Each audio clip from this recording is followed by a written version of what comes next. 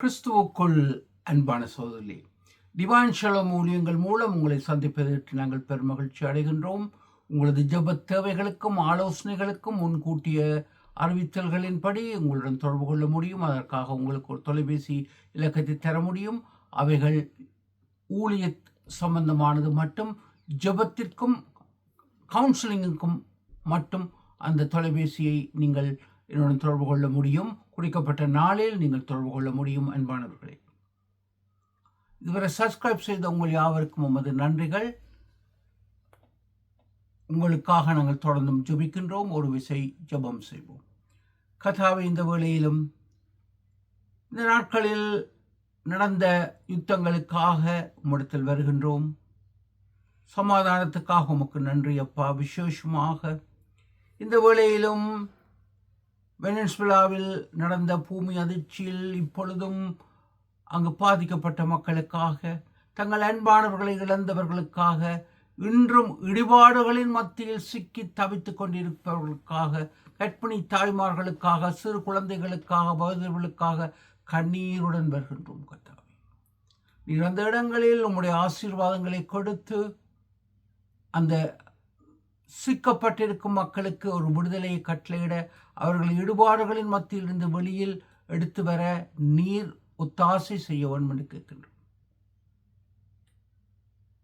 வைத்திய உதவிகளை எடுக்கும்படி பிள்ளைகளுக்காக கண்ணீருடன் வருகின்றோம். அவர்களுக்கு வேண்டிய பரிபூர்ண சுகத்தை கட்டளையிடும். தங்கள் விசேஷித்த நாட்களை,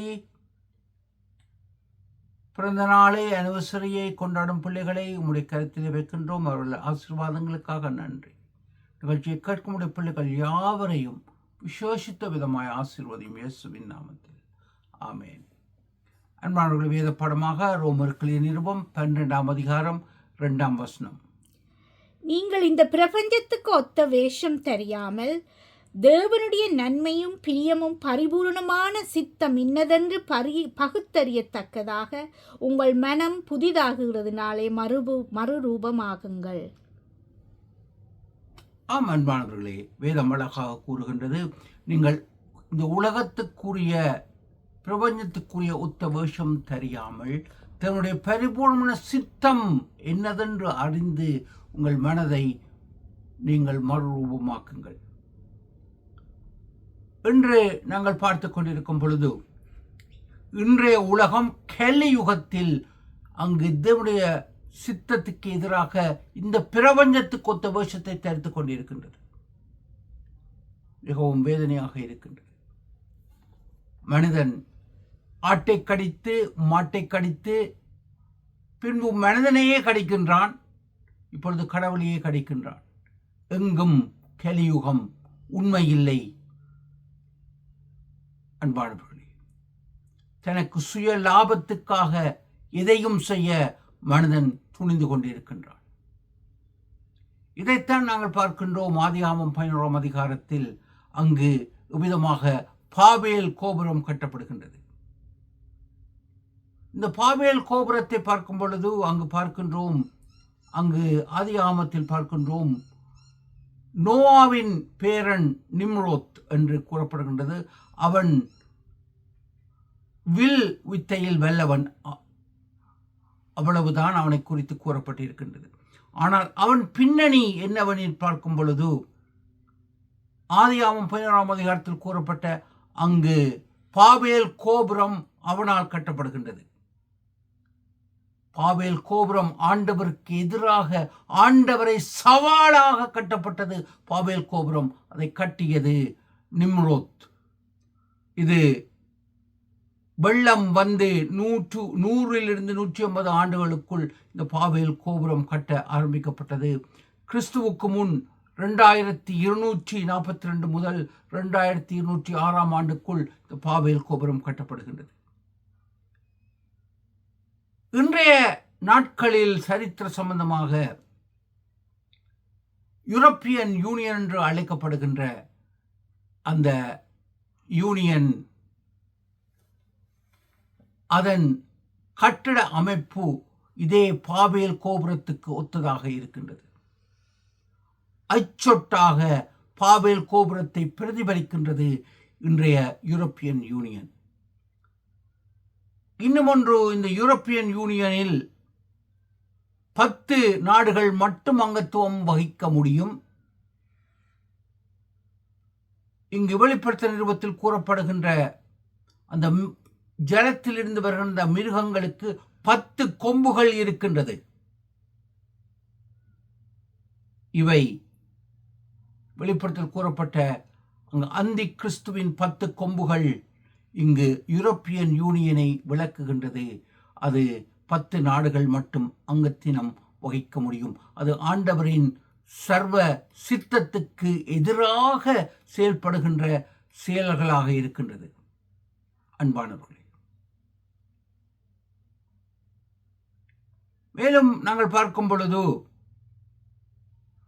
இந்த நிம்ரோத் பற்றி பார்க்கும் பொழுது அவன் சூரிய கடவுளாக அங்கு சரித்திரத்தில் வர்ணிக்கப்படுகின்றான். அவன் தன் தாயாரை திருமணம் செய்கின்றான். பெற்ற தாயாரை அவள் மூன் கடவுளாக அவள் சித்தரிக்கப்படுகின்றாள். சந்திர கடவுளாக நிம்ரோத்தின் தாயார் சித்தரிக்கப்படுகின்றாள். எனவே இந்த சூரியனும் சந்திரனும் சேர்ந்த கடவுளாக ஆண்டவருக்கு எதிராக இவர்கள் சித்தரிக்கப்படுகின்றார்கள். அன்பானவர்களே, மேலும் பார்க்கும் பொழுது ஜாஷர் என்ற புத்தகம் வேதத்தில், அது எங்கள் வேதத்தில் இல்லை, ஆனால் அந்த புஸ்தகத்தில் தெளிவாக கூறப்படுகின்றது. ஆபிரகாம் ஆண்டவருக்கு எதிராக செயல்படுவதை மறுத்து அவன் சிலைகளை உடைக்கின்றான். அங்கு நிம்ரோத்தினால் அங்கு அக்கினியில் போடப்படுகின்றான். அக்கினியில் போடப்படும் பொழுது அவன் அதிலிருந்து தப்பி வருகின்றான்.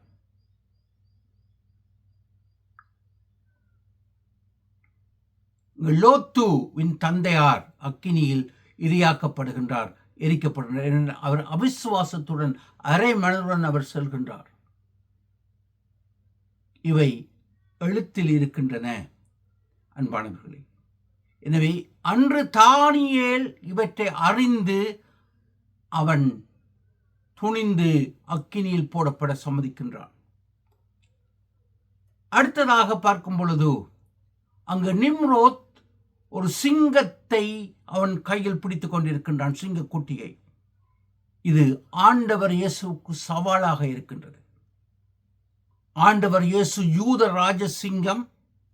எனவே நான் ஆண்டவரையே வசப்படுத்த முடியும், அவர் எனக்கு கீழ் என்பதை எடுத்து கூறுவதாக இருக்கின்றது. அன்பானவர்களே, எனவே இன்றைய உலகம் கலியுகமாக சென்று கொண்டிருக்கின்றது.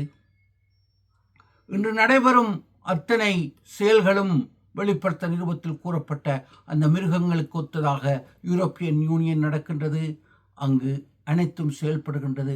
நாங்கள் ஆண்டவருக்காய், உலகத்துக்கு ஒத்த வேஷம் தெரியாமல் அவருக்காய் வாழ அழைக்கப்படுகின்றோம். சிந்திப்போம், செயல்படுவோம். தேவன் உங்களை ஆசீர்வதிப்பார்.